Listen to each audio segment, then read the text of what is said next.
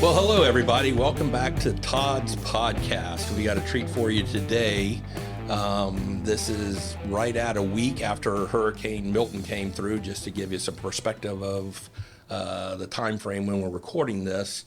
And my guests today have been guests on Todd's podcast. They've been solo before, but now we're doing a duo again. It's the second installment of Generally Speaking. Our guests today are Major General retired Jake Polumbo, 34 years active duty service, and Major General retired Larry Martin, 32 years active duty service. Jake's residing in Winter Haven, where we grew up together, and Larry's residing over in Tampa. We all came through the hurricane okay, with some inconvenience, but no real damage and didn't suffer much. So I'd like to welcome you guys here. If you want to know a little more about Larry or Jake, they are both senior consultants with Two Blue Aces. You can go on their website, twoblueaces.com, or you can listen to their podcasts that we had earlier in the season. Can't remember the exact dates. We can provide that. But if you go to todddancer.com, you can scroll down to listen to their episode and hear a little bit more about them. But accomplished pilots. General Martin had over 3,700 hours in the C-130, C-135. General Polumbo had over 3,000 hours in the F-16 and also 22 missions, combat missions in the U-2. Is that correct? Yep. And both married way above their pay grade. Amen. And, we will get right into it. But you're in for a treat today. We're going to sorry about the papers, Eli. We're going to talk about some current events in the world and get their perspective on what they think, what they know, what they can tell us. They have different data banks than you or I typically do. So just kind of want to get into it now, if you're okay. But welcome. Glad you're here, Jake. Thanks, Glad Todd. you're here, Larry. Thank you for coming over. Good to be back with you and Eli. Most Yeah, definitely. yeah. Eli's with us for another couple of days, and he's heading to Japan for a couple of weeks. So Much needed vacation. much needed.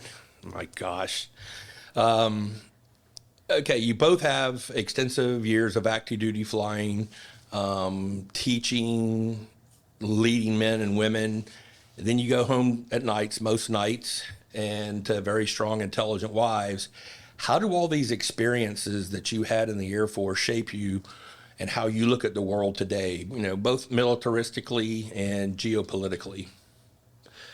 Yeah, Todd, it's good to have a great home team, and I may even try and keep that theme going through this discussion today about the home team. But I appreciate it, and I did have a wonderful home environment through my Air Force career, and my beautiful wife, Sandra, is a Winter Haven born and bred, and that's where we started out together.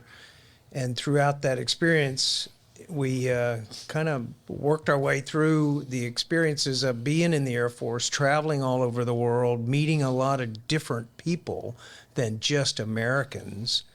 And I think that experience really shaped both of us, not just me, but her too, because we were a team when we were on the road in various places around the world. And I think that's what you're going to get into a little bit today, is how do our experiences kind of shape what we think today looks like and why we're here today in the world that the U.S. exists in, but also, what the future is going to be.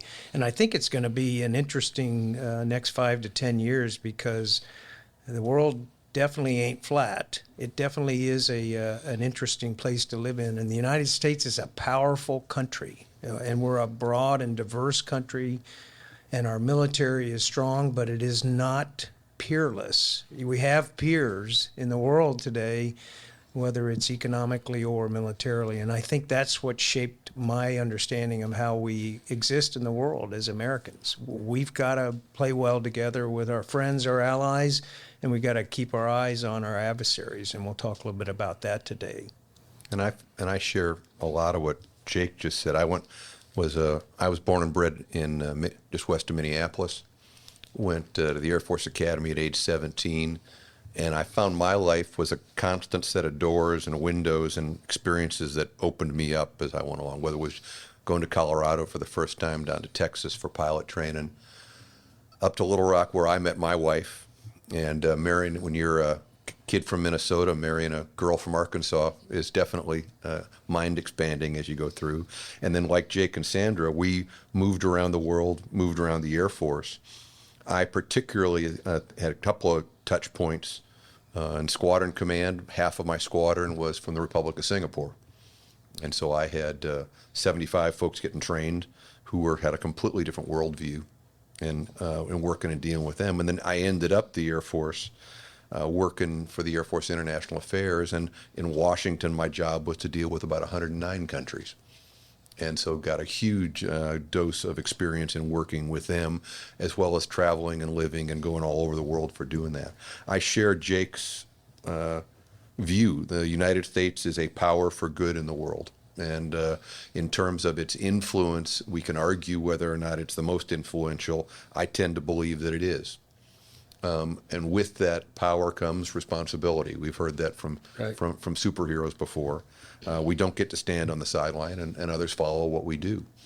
But the understanding of how they do that, why they do that, has been how it's shaped the way I look at the world, both militarily and geopolitically.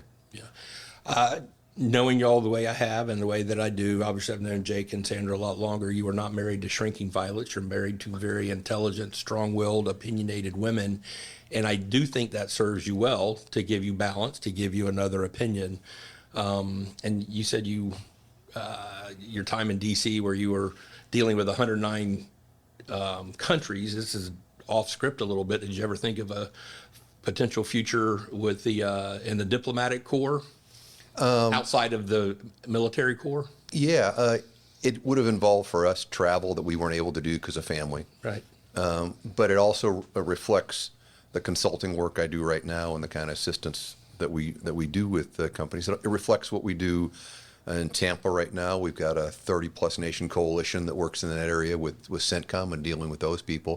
Frankly, it's a world now, in a business world, that relies a lot on not just inside the United States, but if you're ignoring the market and the rest of the world, then you're losing opportunity as you do that. So it's not just with the military; it's a much broader case with that.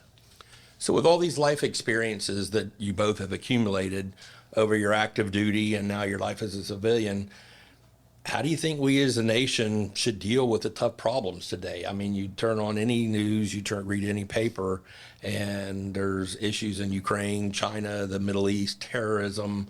I mean, these are all things that we're being bombarded with. How do you create a thought process of dealing with those and formulating opinions?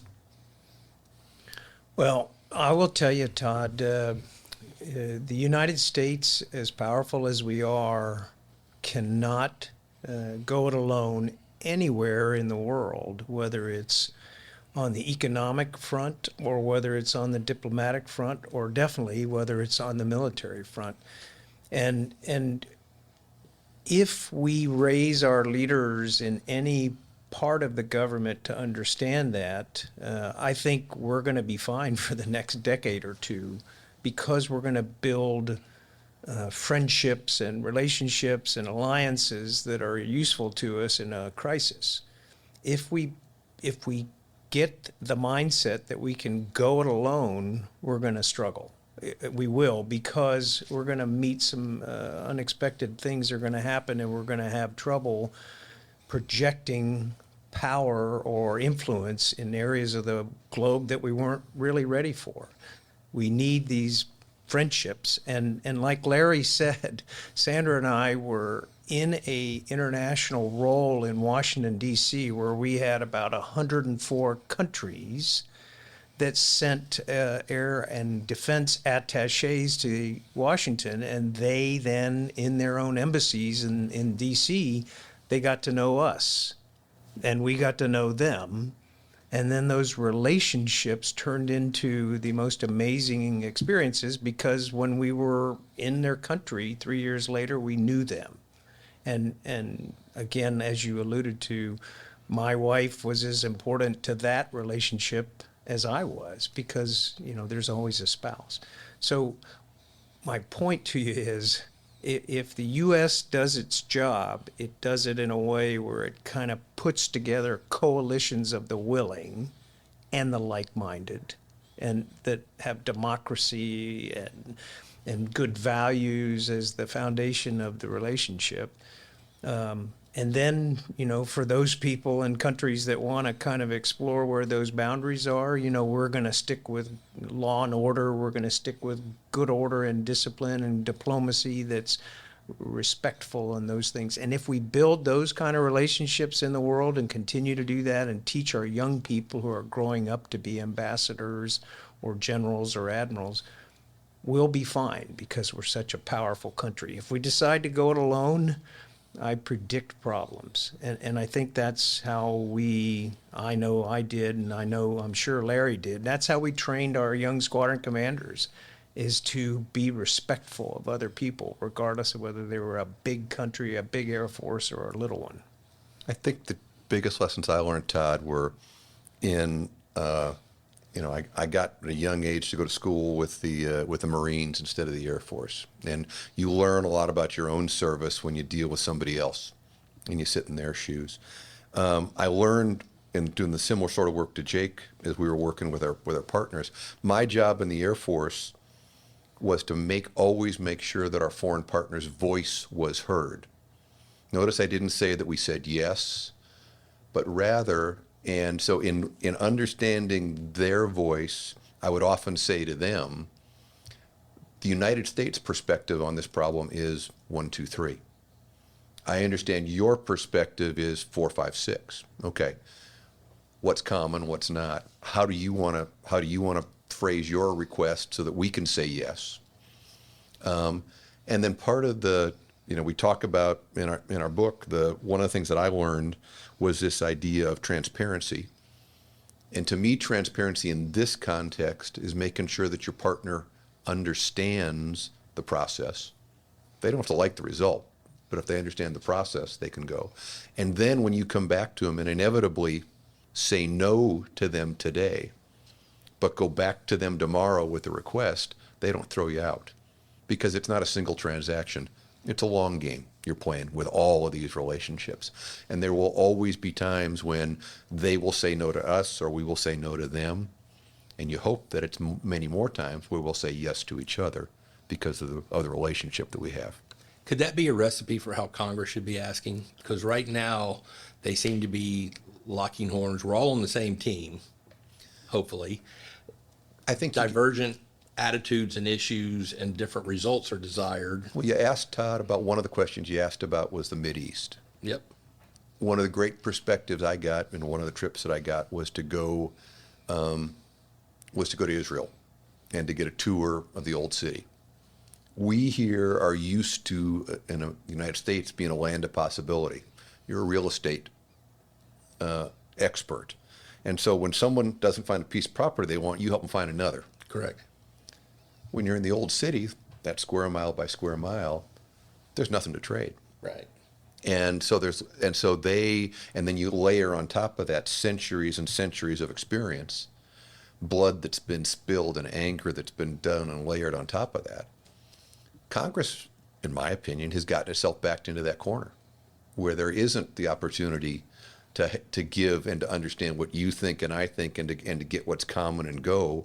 And the fact that we cooperate not being held against us later on to drive us so that someone else can elect us out of office. We can dig deeper into that. But yeah, it's a model. It's a simple model of how you trust somebody else and how you interact with somebody else with that.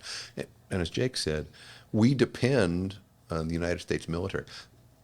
I'll reverse that. Our asymmetric advantage against those that we deal with in the world is that we have those allies and partners. They don't. Theirs is a transactional. Theirs is a pay for it today. Ours is a relationship. NATO has been going since 1947 as it comes in. And I get very concerned when people say, well, we can get rid of that. We can make that transactional. No, that's a relationship that's been built for, I won't do the public math, but for, right. 75 plus years in developing that.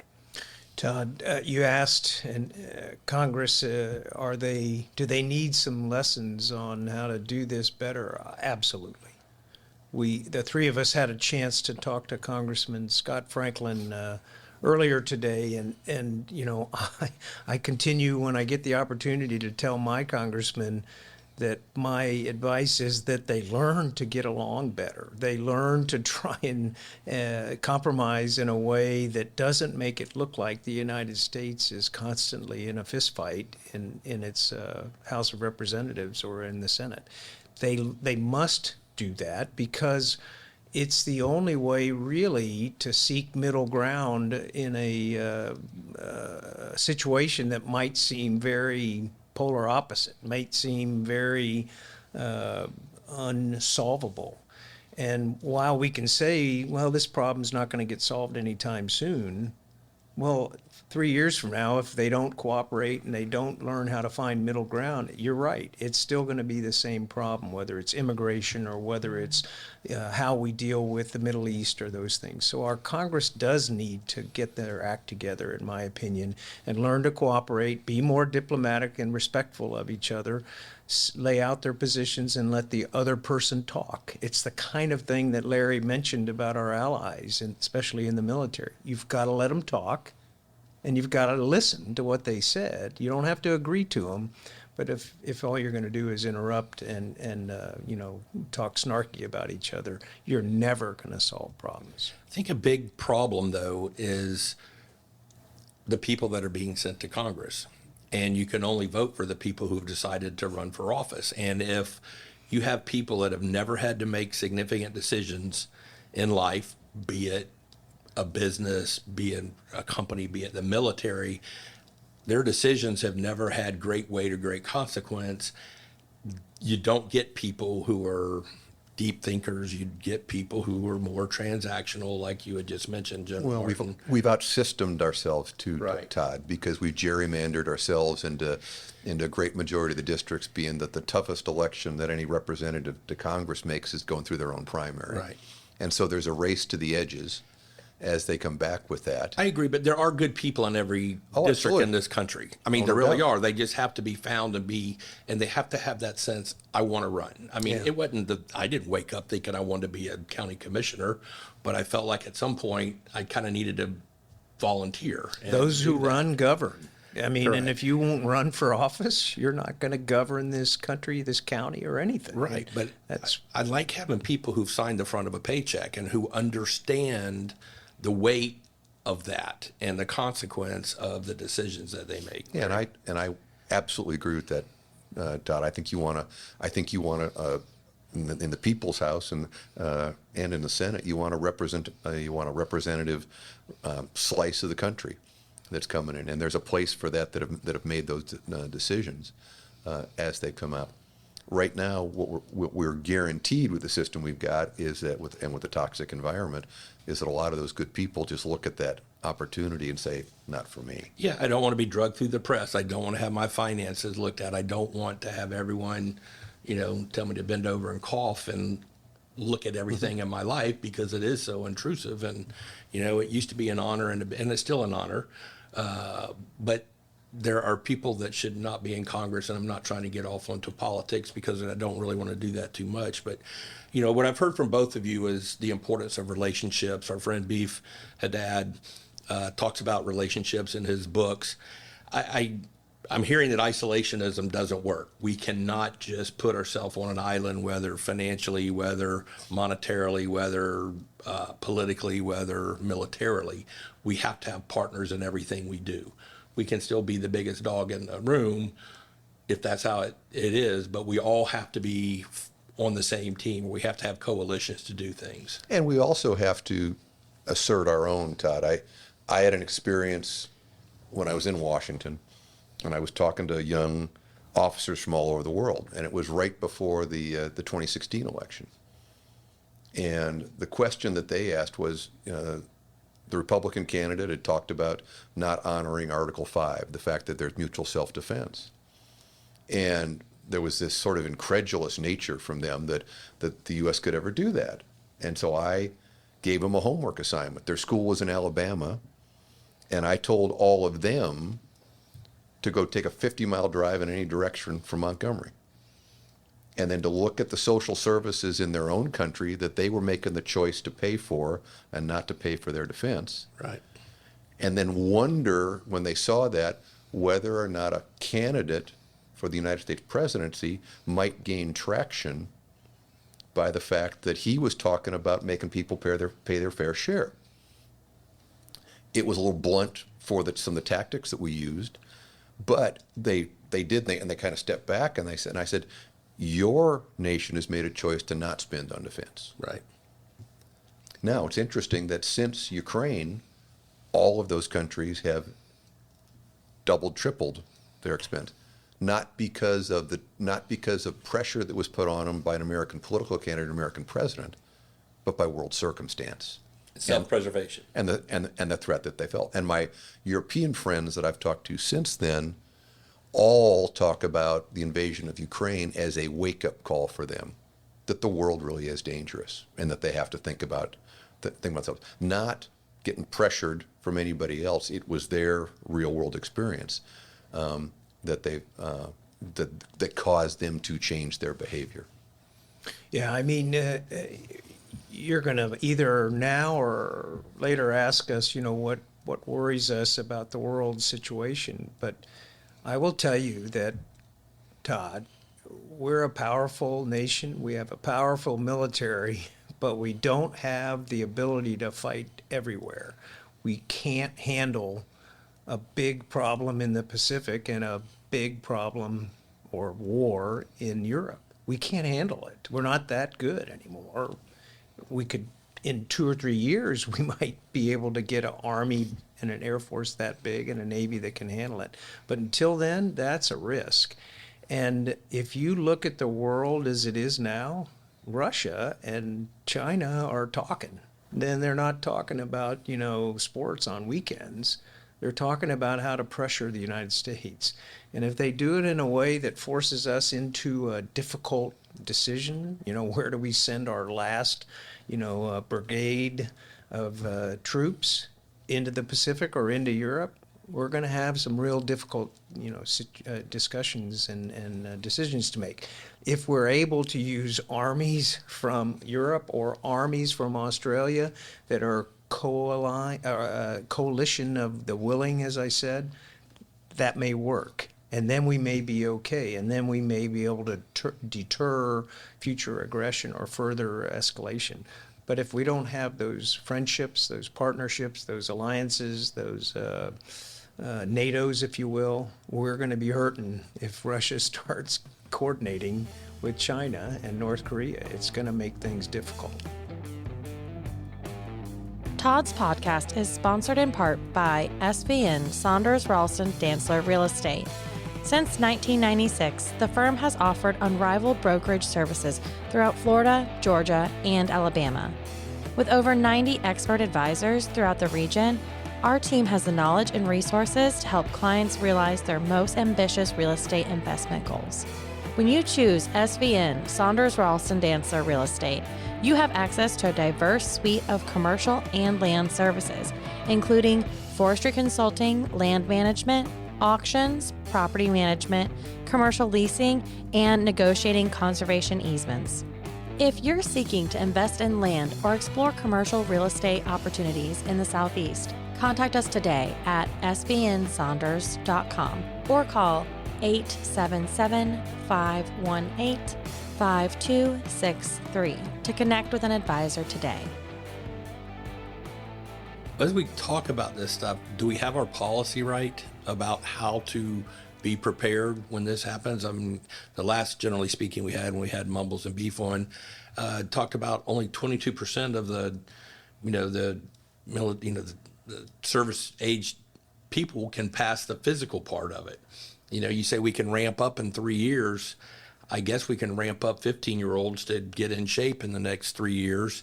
But is our policy correct on how we're going forward? I kind of get a sense that, and generally you're kind of in agreement that we're in the right direction. Well, let's separate to Todd the idea of policy and resource. I mean, resource enables the policy you want to do. So whether or not you're spending dollars on creating the levers of government, and the levers of government aren't just jets and Navy ships. It's diplomats that go somewhere. It's the economic influence that the U.S. invests in. It's agricultural work. It's all the trade that goes on. It's the information that flows in the soft power. So it's not just the military as it comes out. Are we concerned, like Mumbles and Beef were, about the number of folks that can serve in the nation? I'm concerned about that, not only from the fact of the military, but what does that say about our society? Right. So that's a tool. Do we have it right? I got asked a lot in Washington, right, when there's communities who come visit, the same thing. And my generic answer, I think, was hopefully useful to the folks who come to think. The spending of our treasure in the country is a hard choice. There are lots of options for how you want to do that. And the way we spend treasure benefits a lot of different people. So if you spend money on the military, it's not just the military that benefits. There are a lot of large companies that do. There are a lot of communities that do, and we work that way. If you want to subsidize economically, it benefits other people. So the spending of that treasure, Todd, becomes the linchpin for how you're going to do The that. multiplier of it. Absolutely. But the general approach that Jake and I are talking about, which is the worldwide engagement and a commitment to being a long-term partner, is the key. And then you're going to deal with the world as it comes at you together. Yeah, I mean, the policy is important, and do we have it right? Occasionally.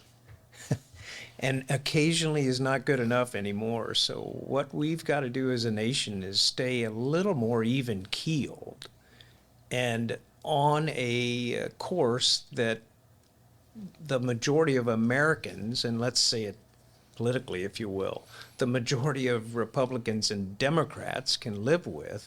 And then we've got to stay on that course, and we've got to resource it properly, and we've got to resource it in a way that is dependable.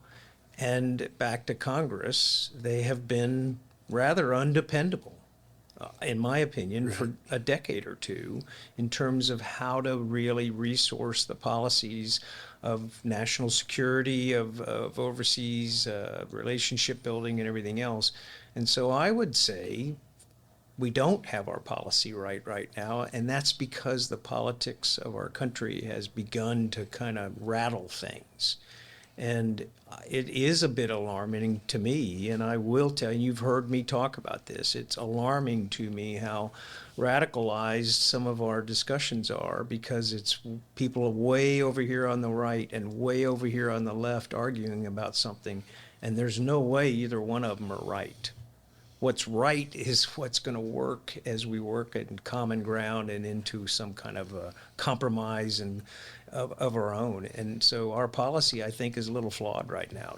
And Todd, when you take the case of the issues in Israel as a good example, October 7th, the events of that were horrific, and I have amazing friends who live in Israel who are directly affected by that. They have been called up. They're serving right now. Their kids are serving. So I have a phenomenal empathy for the Israeli people as they try to secure their borders, as they look north and they look south and they look to the east, and they do that. That doesn't mean that Israel doesn't also have an issue as they deal with displaced Palestinians and the nation of Palestine, or those people, however you want to describe that issue, and for how they work with that. You can win, and the United States has done this many times in Vietnam and the Philippines 150 years ago, in Afghanistan and Iraq. You can win the battle and still not win the war. And so my fear for my Israeli friends is that while they can provide their own initial security as they do that, as they fight, as they should, that the longer issue then is they still have to resolve their place in that region, their place in the population, and how they deal with that. And that doesn't, and we get too many times, Jake and I have both seen, that the the polarized nature of American politics says if you utter one word off against one side or the other, then you're obviously against the other, and you can't. And the problem with this is there's a balanced issue that you have to deal with a lot of sides of it, and you got to deal with it. You got to talk about it. Yeah, and your policy needs to stay rules-based, and it needs to stay legally sound, and it needs to stay on a relatively even course. And Narrow course. narrow sometimes, especially when it gets into the law of armed conflict or the Geneva Convention or the rules of proportionality. If you're talking military ops and war and combat and battles, your policy needs to stay very, very straightforward, because otherwise you start to lose credibility. And I think that's in some ways where the Israeli situation right now is starting to lose some supporters, because they have begun to really raise eyebrows in various communities that look at these laws. The law of armed conflict, Geneva Convention, those things, those are real, they're written down, and they've been around for decades. You asked me, Todd, and we'll talk later about you asked if you could use the word gun runner about me, and one of my jobs was to oversee for the Air Force how we did foreign military sales. And one of the couple of things I didn't know, one, countries pay as they go. With a few exceptions, and Israel is one of them, for how we work sale arms to them. The second is with every partner, those nations allow us, with the arms that we sell them, to monitor what they do with them and have a say in what they do with them as a condition of the sale. And so a lot of people don't know that. So when people say, well, you can't tell the Israelis how to do that, well, let's put the shoe on another foot. When the Saudis were bombing the Houthis in Yemen, we did monitor what they were doing, because that's what we do with the arms that we sell. We do the same thing with Israel, and Congress and the executive branch have a vested interest in how and where our partners use the arms that they have bought from us. So we really do have the carrot and the stick. As you want arms, we'll sell it to you, but you will have to let us monitor it, and you'll have to engage in these type of rules. Or it doesn't sound like anyone just gets them and say, here's your dollar for this rocket. We have carte blanche to use it any way we want. There are parameters. We're different than others in the world. Others in the world, the Chinese, the Russians, will sell you and you do what you want with it. But the other thing is the Chinese and the Russians say, here you go, figure out how to fix it yourself. What we call the total package approach, as we sell something to somebody, we use that as a tool to build the relationship. Correct. So our people help you learn how to service it, and we build those partnerships.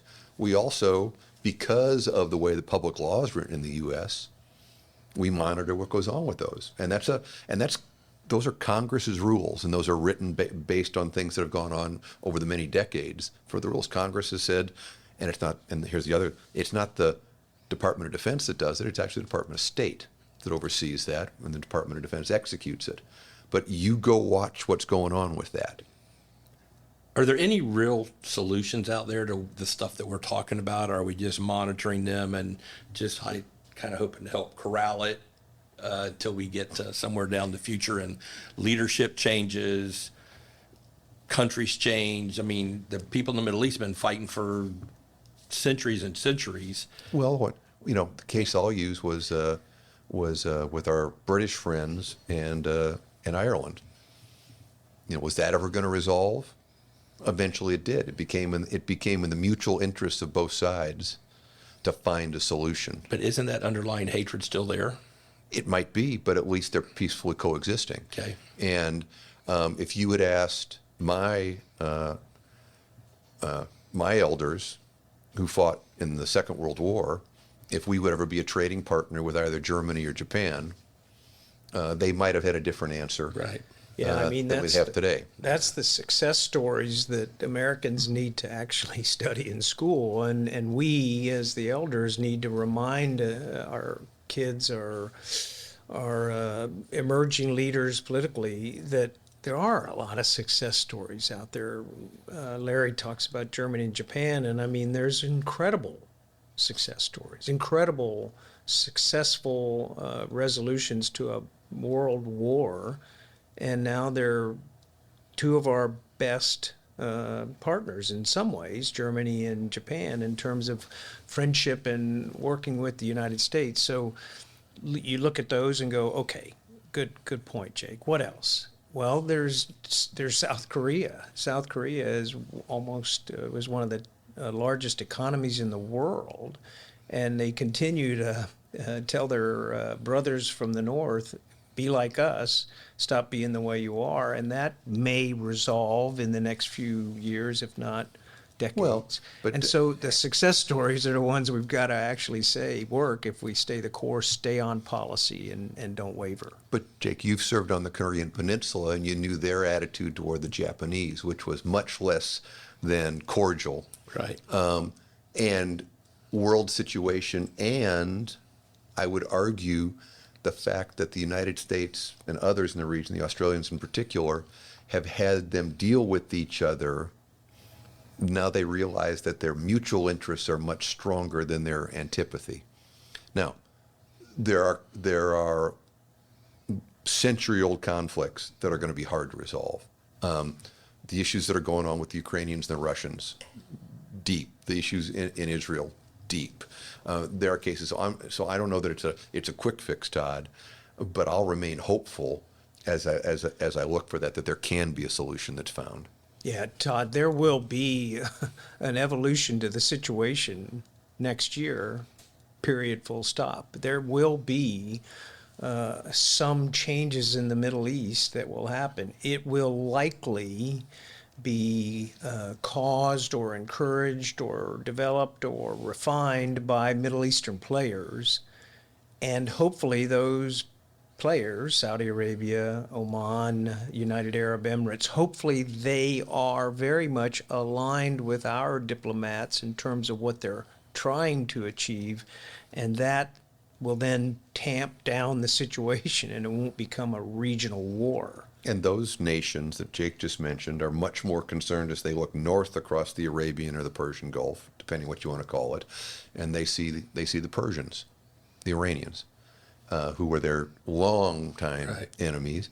And one of the great things that happened with the Trump administration were the Abraham Accords in getting the nations to agree to that and to help the Israelis find common interest, which there was always there, but hadn't been expressed in that way going forward. So, the opportunity is to find the common cause against the common enemy.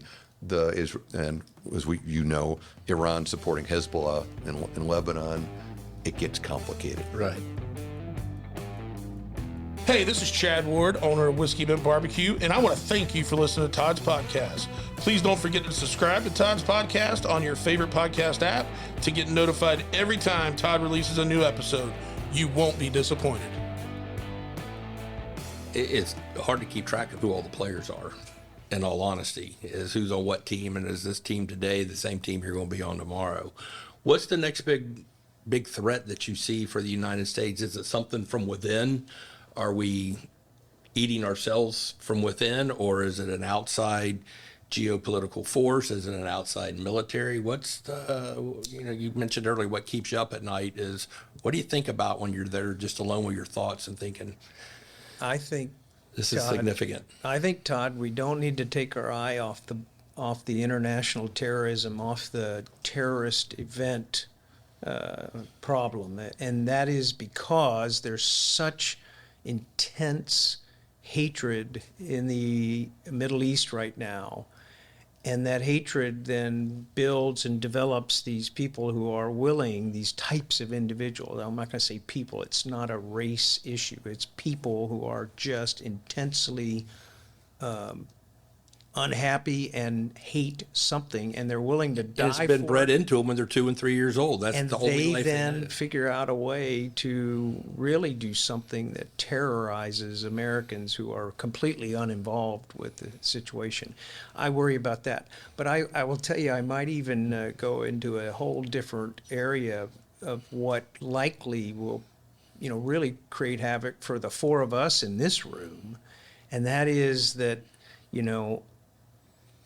the Chinese, other actors are willing to do things to our grid, to our situation, electricity, water, ways in which we normally exist every day. Even you can even go up into space and think, well, could they do anything to like global positioning and navigation? Yes. And those things are going to become more and more possible for them to do on a maybe surgical scale, but probably more regional, where they can take things away from Americans that suddenly you don't realize how much you rely on them, whether it's electricity or whether it's water, clean water, or whether it's being able to just drive your car around and not get lost, because most Americans can't read maps anymore. What does that be? I know they can't. Yeah. Does that become the line in the sand that they cross if they do something like that? And if so, what? Well, it'll take what us, kind of it'll response take do us, we do? 6 months to attribute it to somebody. You know what I mean? And that's the hard part about some of these things of cyber attacks and everything. You really But there almost can't be that many people that have the ability to do cyber attacks. I mean, it seems people like you or could narrow it down to countries. 3 or 4 right Countries off the or bat. people. And again, that's Right. where you need to think about, these aren't necessarily non-state actors. These Right. are big state country actors that go, we need to make the United States squirm. How do we do that? We take away their rights and privileges and comforts and everything, and then they do it, and we go, who did that? And it takes a while to learn and then hold them accountable if they do it to us. What was the recent event, Todd, where we just had a technician who uploaded the wrong software Yes. and took down any number of companies recently? Jake is talking the tactics of how somebody would threaten us. My concern also comes into the places that it will happen as we shift climate, as those things change around the world. We've seen rising water as the earth gets warmer. It's going to cause conflict and change. Whether it's conflict over water, whether it's conflict over a border, whether it's conflict over that. And that's going to develop, I don't know how fast or how slow, but it will continue to cause flashpoints as nations deal with that, and that will be an opportunity for the mischief makers in the world to do that. I mean, Todd, the thing that I learned when I was out in the Pacific, I didn't know. China has a lot of its attitudes. China has more nations on its border than any other country in the world. It's bordered by 17 different countries. We're bordered by 2. Right. And we have good relations with both of them. So their worldview is shaped differently than ours because of the number of threats.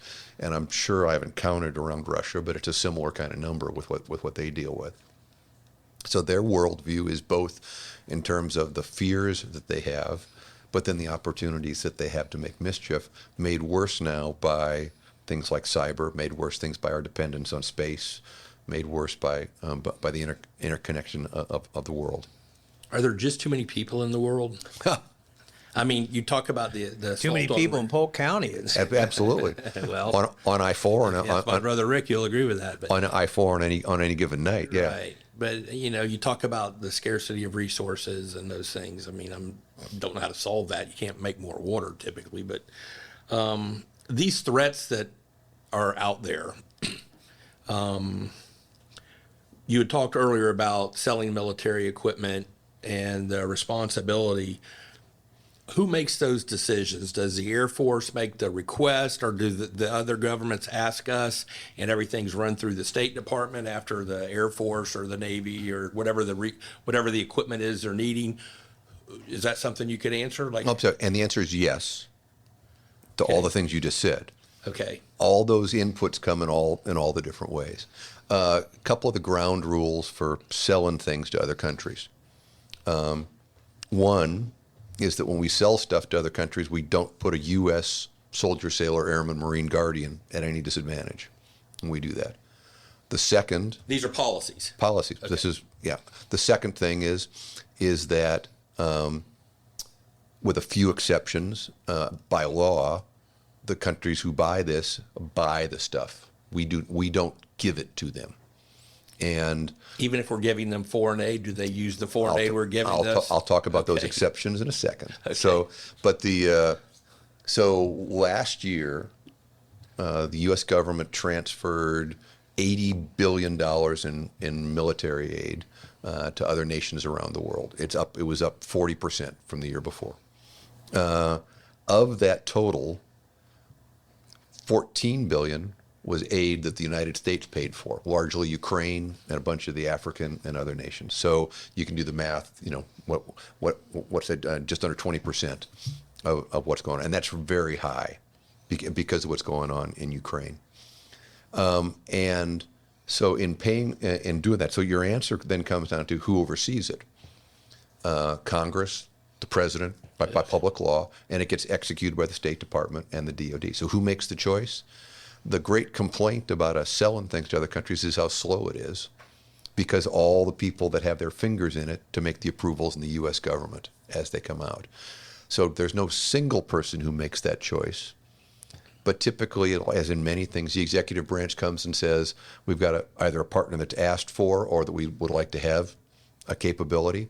We'd like to sell that to them, or in the minority of cases, give that to them, and Congress has to approve it before it goes through. And then the final thing is, when it comes to arms, Todd, companies don't sell arms to other countries. The United States does.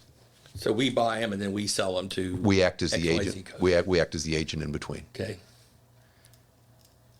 I think the funny, also the interesting part of the story, Todd, is when they ask and we say no, and then how they react and what they then do, which maybe sometimes changes some of the dynamics in that country. I was working in my office in Germany, in Stuttgart, Germany, one day, and my boss called me in and he said, "Hey, Jake, I need you to go to Djibouti, fly down to the continent, and I need you to carry a message." And I said, "What's the message, boss?" And he goes, "Tell them we looked at their request for airplanes, for boats, and for tanks, and for other guns. And Larry Martin said no." And I'm kidding, but and the answer is no on everything you've asked for. And I want you to go tell them. And I said, "Sir, that's not a good idea. I think you should go tell them no." Or get my brother Or Mumbles get my to go. brother Mumbles Yeah. to go. We'll call him in and put him in at the last minute. But I went down and flew down to Djibouti, which we have a large base, a large, presence in Djibouti that helps us with the Horn of Africa and with all the things, the piracy and everything over there. And the Chinese and a few others. And a few others. And I joined up with the ambassador, the U.S. ambassador, and we went in to meet the chief of defense, a very, very old, gruff-looking general, a lot older than me. And we sat down, and it was about 125 degrees outside. It was hotter than hell. And I'm sweating already in my dress blue uniform as I'm getting ready to tell him no to everything. And he had made all the requests. His country had done all the things, and they had waited and waited and waited and waited. And they were really anxious to get to yes. And I told him no, and he was ticked off. And the first thing that happened was the air conditioner went off. And I sat there and went, "It's going to be 125 degrees in here." And the second thing that happened is he started yelling at me in French, which made it a little bit easier because I didn't know what the hell he was saying other than he was ticked off. But it was, it's those number of people that have to say yes before yes happens. And if somebody says no and you can't get them to change, it doesn't happen. We used to talk, Todd, when countries would come to us to ask for us for different things, we had a list of the items, and we broadly divided the partners into 3 lists. There was a yes, that country can have that technology. We'll share that with them. There was the hell no, and you can come up with the countries that would always be hell no. And actually, the largest number was the list of no, because our job with the list of no was to find a way to yes. How do we get that? And so if Jake had come to me as I was doing that, I would have, if I was building the response to go down, I would have looked at our team and said, we got to give them something. And maybe the something is not a New air conditioner. but it's Would have made me happy. the answer is no today because we need to do X, Y, and Z. And that doesn't help all of it. But with a lot of our partners, the answer is initially no. And let's work towards yes with that. And there are reasons why the chief of defense in Djibouti might have said to Jake at that point, "That's neat. The next guy in the room is from China. Thank you very much for yours. You can leave." And that's sort of the worst case that we deal with as we deal with it, and that's the risk. So you had mentioned a few minutes ago about, I'll tell you why, when I asked, do we give stuff to them, but we also we sell it to them, but we give them foreign aid? Are they giving us, or are they paying us back with our money? And you said you had a thought on that. Well, a couple of the things. There are a number of countries that can't afford to pay. Think a number of countries in Africa that just can't, and it's in. But we still help them. And it's in the U.S. interest because of threats to allow them. And I think in the year before, in 2022, the number was like less than 6% of the money that was spent. And it's larger this last year because of the money that's going to Ukraine. Correct. It just is. And so, but there are caveats on the rest of it. We, going back to the Camp David Accords with Egypt and Israel, we have helped the Israelis with the sale that they do. And there's a yearly buy that the Israelis buy. One of the little-known conditions about that is they got to buy U.S. when they buy. The money that we give them, the aid that we give them, they've got to spend and buy U.S. products when they do that. So you can come up with why that's a particularly popular as you go through the Congress, right, as to why that might work in the mutual interest. But in some of the poor countries, hey, you may not can pay us, but we need a place for a base. We need Absolutely. We need a runway. We need a port. We need X, Y, or Z, whatever it is. And so the payment doesn't have to be in currency. It can be in trade. And in many of the countries, Todd, Estonia is a great example that sits just outside of Russia. The Estonians came to us and said, here's all we can spend on the airfields and what we do. We need your help to finish it, to make it better, to make it compatible with your airplanes. And so the money that we send them is relatively small, but it's to make sure that U.S. airplanes can operate out of there, or that our people can go there as they do that. And that's the mutual work that goes back and forth and frankly happens all the time. Hey everybody, this is your host Todd Dantzler, and I hope you're enjoying this episode. I would like to take a moment to do a shameless plug for my real estate business. As most of you know, I'm a partner with SVN Saunders Ralston Dantzler Real Estate, but I am also a working broker who is very active in listing and selling real estate. I've been in this business for over 41 years. I know, you're thinking he can't be, he's so young looking, but no, it's true. I've been actively listing and selling commercial real estate my entire working career on properties ranging from ag land to multifamily projects to office and commercial and industrial properties. I have held the distinguished CCIM designation since 1991. This is the highest designation you can achieve in the commercial real estate field. I believe that a big part of my success in the real estate business is because of the relationships that I have fostered throughout the state of Florida and also right here in Polk County. So if you have any real estate needs in buying or selling, please give me a call to see if I can help out. My direct line to my desk is 863-877-2846. Again, that's 863-877-2846. Jake, you were talking, before we started, but you flew 22 missions in the U-2. And maybe countries ask us to do reconnaissance for them. Maybe we say we need to do some reconnaissance. Some countries are more sensitive than others. Take us through the thought process of how the decision is made. Yeah, we'll fly here, or we'll fly up to this line, or no, we won't. How does that come about? Yeah, it has everything to do with what we've been talking about, and that is, do we have good coalition partners in the area where we need to do some reconnaissance? Some would say where we need to do some spying. Really, in the truest sense of the word, the U.S. military doesn't spy on other countries. We leave that to the CIA or other government agencies that might want to do it. What the United States military does is we gather intelligence, we figure out what the other guys are going to do or might be thinking about doing, and then we try and put that on a report and hand it into the president and let him figure it out or her figure it out. But the process is really, really well established, and it's called the Sensitive Reconnaissance Operations Book. It kind of runs through the Pentagon and then through Washington, D.C. about I don't know, once or twice a month. There's a run through of it, and then it always ends up with a set of recommendations that go to the president. And if it's really sensitive, the president needs to sign it. Otherwise, the president will let the Secretary of Defense and the Secretary of State kind of do the approvals. It's an interesting thing because, you know, you might be flying an airplane out of a country who's a partner with us, and you might be gathering intelligence on a country that is bordering them. And so the international piece of it comes into play in a way that sometimes is a little sensitive, and sometimes it's a little hard to get through the wickets.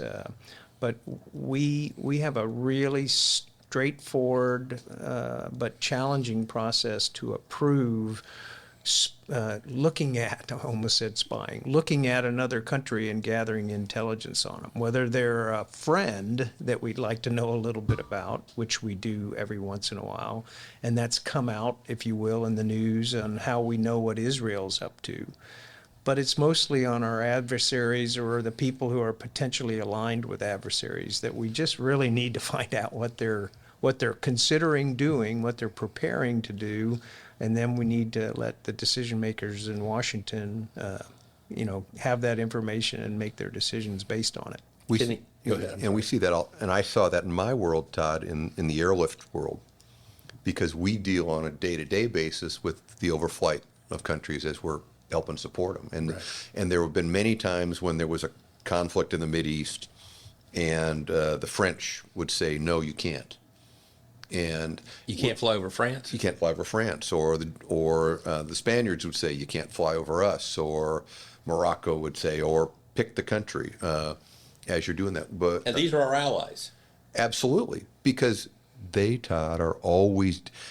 Every nation is always dealing in its own national interest, Yes. and the frustrating part about working in the alliance is that each of the nations works in their own national interest. And you'll hear the term red card put down on an operation in Afghanistan where one of the countries says we're not playing, or we won't do that because it's not in our national interest. So you're constantly coming down to the lowest common denominator. Well, in the airlift world, if the French say we ain't going, that just means we're going around Gibraltar and going and going to the south that way, or coming the other way. And I don't say that that's not a damning against a particular country. They, just like us, they have a sovereign reason to act in their own national interest, and then we have to deal with that. And again, they have their own yes, hell no, and no list, and they'll often say no in a, well, what are you going to do? We need to understand what you're doing, and if we understand better, maybe we can get to yes. But if we don't know, and you're not going to tell us, then go fly somewhere else. Right. Todd, on half of my combat missions in the U-2, I took off out of a base in the United Arab Emirates. It was about 40 miles from Dubai. I flew over Oman. I flew across the Arabian Gulf by the Strait of Hormuz, which is one of the more strategic choke points in the world. I flew up through the boulevard in Pakistan. It was a piece of Pakistan airspace that they let the United States use to get in and out of Afghanistan. Airlift and the reconnaissance. Airlift and reconnaissance fighters, bombers, and everything. And then I flew into Afghanistan, and we were looking at the border countries of Afghanistan, which Iran falls in that category. And you can only imagine what the approvals were to make those missions happen. And often, like Larry said, the initial answer was, if we requested to do it, the initial answer would often come back, no. And then the negotiating would start because they wanted something, or they wanted the intelligence that we were gathering, and we would then come back with, we want you to say yes, but your answer to your request is no. And so now you got two no's to overcome because they won't let us fly it, And if they did, they want the intelligence, and we said no to giving it to them. And so it would take sometimes days, if not weeks, to get approval to do the mission. I'm sorry. And if we, Todd, if we underfund the State Department, who keeps the embassy in the country, when we then on a short notice want to go through that country, there's no relationship and there's no way to get to yes as you want to do that. So every situation's got to be different, just like every contract, everything is different. But there's got to be some sense of urgency with some request. If the initial answer is no, can you get to yes in like an hour, or nothing happens You that can, fast? but you've got to energize. Or is it all gamesmanship? Yeah, at that point? it's not gamesmanship. It's diplomacy, and it's usually done not by generals and admirals. It's usually done by ambassadors and foreign ministers and people who can really rapidly get to the president of Pakistan, or if they have a prime minister, I think. And that's how it's done, Todd. When it's really sensitive and there's multiple no's to overcome, it takes ambassadors and secretaries of state. But to I overcome it. watched my 4-star boss regularly get on the phone with a particular embassy and the defense attaché to go talk to his or her boss, who was the ambassador, to explain what we needed. Oh, and by the way, explaining to State Department and everybody else back in Washington what they were asking. You don't do this alone as you go. But the idea then being is those relationships you built up at the parties over the summer and those things, I need a little bit of that right now. Yeah. We need your good relationship to help us do what we want to do now. Or if the country is saying no, what do we need to do to get them to yes? Yeah, and I'll throw one last curveball in, and Eli's given us the watch your time. But like the B-2 just did in Yemen, you may have seen that, we may not ask.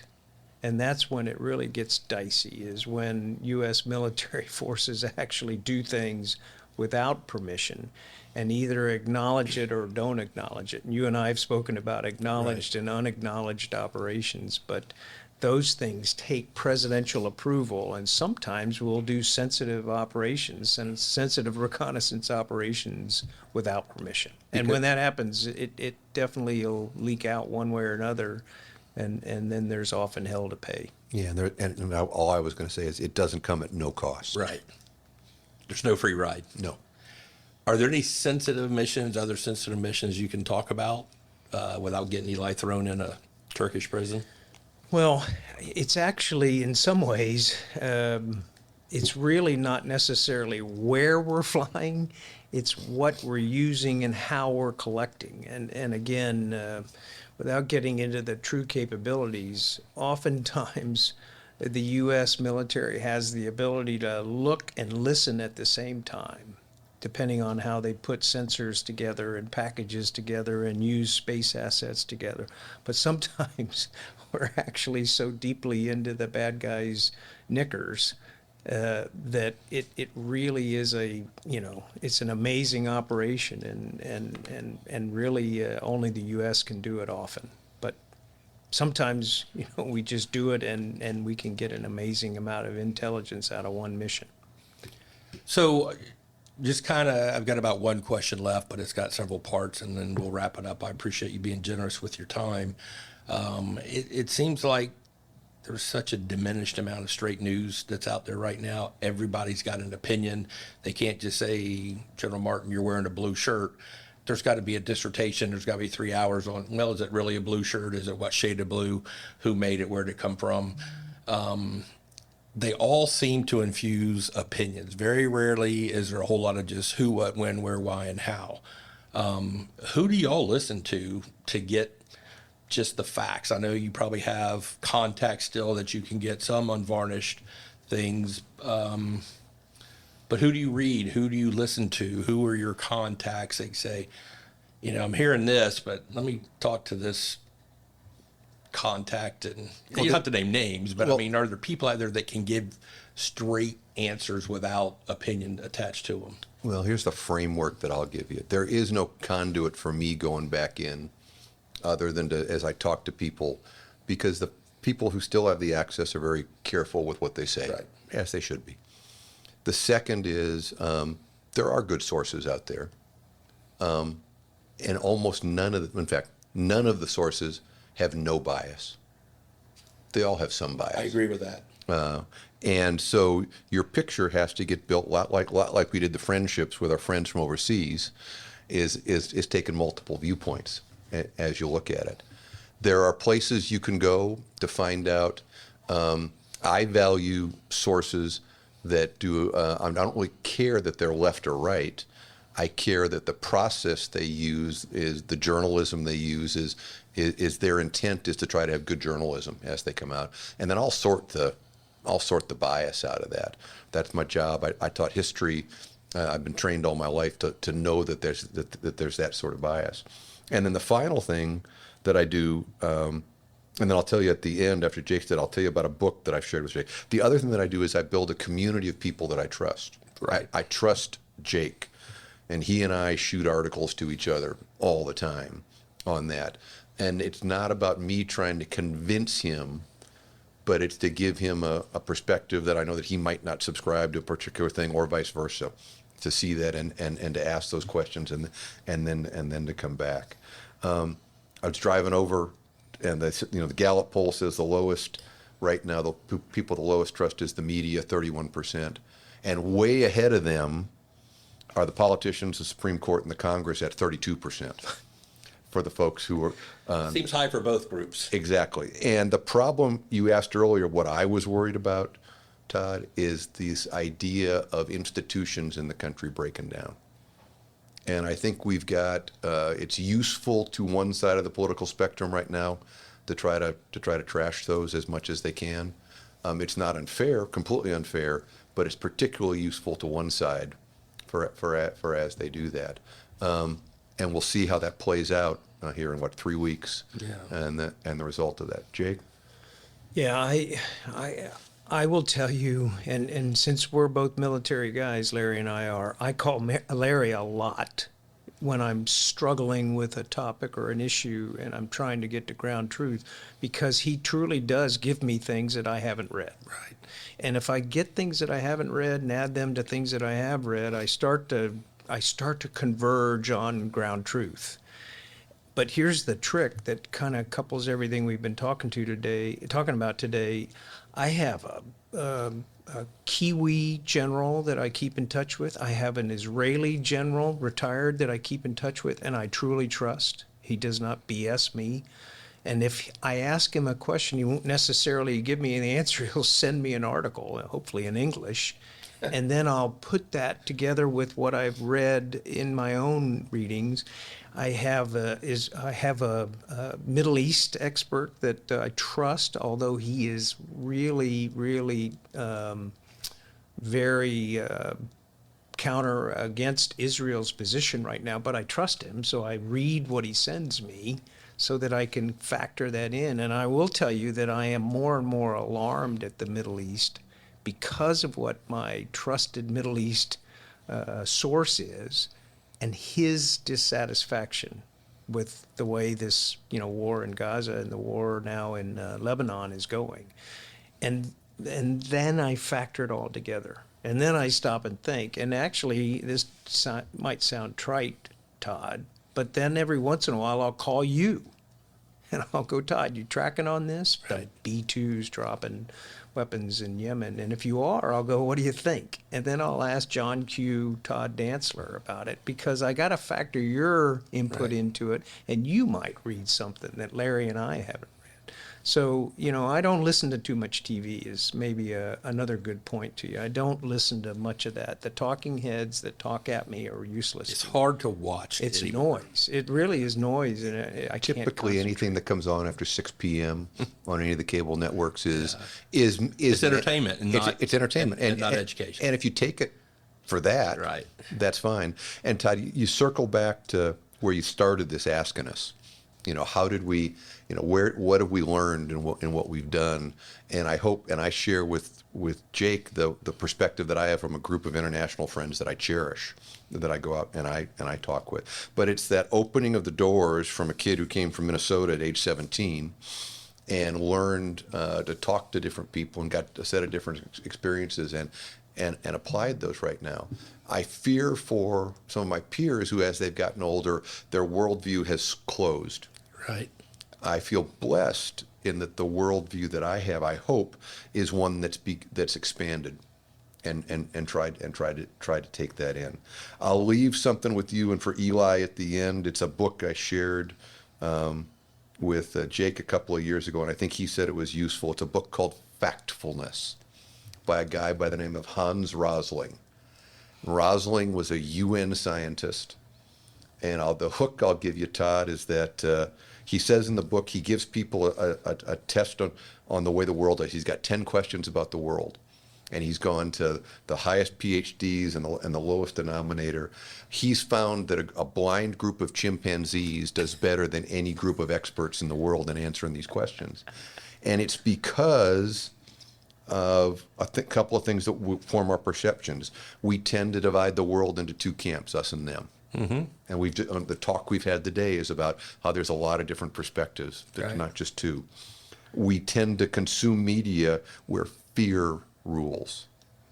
And finally, we don't perceive progress very well because of the elevated status that we have in our society. We look down at the world and think that everyone else is poor, but there are gradations of that. And so the book is useful in simply in how you ask questions and how you look at the world, and then how people come to you when they tell you that here's a statistic, believe that. And Rosalind would tell you, let's dig about 4 or 5 things different. And tell me the name again, what? Factfulness. I will leave you the link. You can put it in your show notes for Okay. however you want to do it. And since, Larry's wicked smart, a lot smarter than I am, but since he gave you a book, I'm going to give you one too. Just act like I'm smart. Well, you're saving me my last question. I appreciate what both of y'all are doing. But my good friend Tom Shaver, who I'll send this podcast link to, he's getting his PhD in something, but I'm going to call it evidence-based management. And so he sent me a book the other day, and I started reading it, and it's the core of his PhD level thesis is evidence-based management. And I opened the book and I look at it, and it's about business and succeeding in business and everything else. And then I start to think about what people need to do in their business or their sector or their military or their army. They really need to be educated properly with facts. And then they need to understand the world around them. And then they need to kind of carefully make decisions. And that's what evidence-based management looks like it is. And that's what Tom Shaver is getting a PhD in. I wish I was smart enough to get a PhD, but I'm not. Well, I'm quite confident you are. I do want to thank y'all very much for your time. You've given us an hour and 10 minutes. We've talked about a whole lot of things that I found incredibly interesting and intriguing, and given us a different way to look at things. And, it is easier to consume an hour of TV at night as opposed to looking for this fact-based evidence that y'all just mentioned. I will mention and give you a commercial. You're both senior consultants again for Two Blue Aces, senior consulting, leadership training. If you're looking for succession plans for your company, if you're looking for high-level executive leadership training, you guys do this on a contract basis. How would they go about finding you? Would they call you, Jake? Just go to TBA and send an email, or how would you prefer? Our website still works, and barely. It does. We need a tweak, but I need. Where's Eric been? Having a baby is what he's smart been to doing. do that, and my son Eric just had a baby. Congratulations, Eric and Allie. But our website works, and I see the responses, and when they do, they come in. I'll usually send the really tough ones over to Larry, but. We're open for business, and I think we've been successful in some of those areas, like you said, succession planning, but senior C-suite level management, decision-making things. We've been pretty good at that over the last 5, 6, 7 years. And if anybody out there maybe wants to talk about how we could assist, give us a call, jake@twoblueaces.com. Yeah, and the Aces have written 2 books, Leadership at 30,000 Feet and the second, Leadership at 100 Feet. Both of you were involved and authors of the second book, and Jake was an author in the first book. They're easy reads, they're interesting reads. They give you a perspective that you've probably never heard of, and they're about $10-11 at Amazon. I'm not sure how much they are. Yeah, They're $10. great stocking stuffers coming up, Father's Day gifts. So if you're looking for something that's an easy read, I would encourage you to do that. Thank you fellows both for your service. Thank your wives and your families for the sacrifices they made for us, because they don't get nearly enough credit. And I know you guys are retired 2-stars and you're married to 3-star generals, and you both married way above your pay grade. I can assure you of that for anyone who's listening. They're wonderful women, and y'all have got great families. Some are in the military, some are not. So thank your kids for also stepping up and doing that. That's about it for us today, everybody. I hope you enjoyed today's show, generally speaking, and we will talk to you next time. Thank you. Hey, everybody, I want to thank you for listening to Todd's podcast. This has been your host, Todd Dantzler. If you like today's episode of Todd's podcast, I hope you'll tune in next time when we have the great Otis Birdsong. Otis is going to talk to us about his career in the NBA, his college career at University of Houston, and his time here as a superstar basketball player at Winter Haven High School. We'll talk a little bit about integration and how that affected his life and what he's doing now and what motivates him and what he likes watching on TV. So, as always, don't forget to rate, review, follow, and subscribe to Todd's podcast on your favorite podcast app. If you have any questions for me or any suggestions for future guests, please call or text our number at 863-288-0944 or visit todddantzler.com. Again, that's 863-288-0944, or visit my website, todddantzler.com. I look forward to hearing your questions and feedback, and please take care.